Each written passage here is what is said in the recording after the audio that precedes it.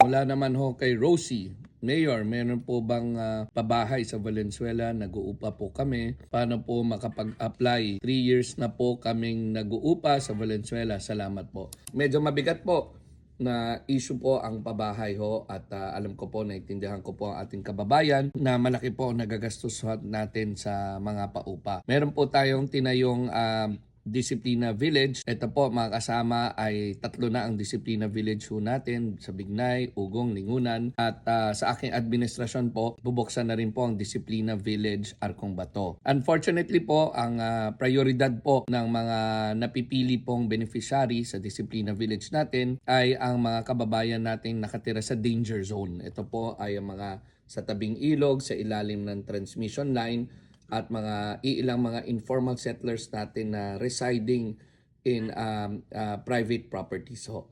So sila pa muna ang pinaprioridad natin na magkaroon po ng pabahay.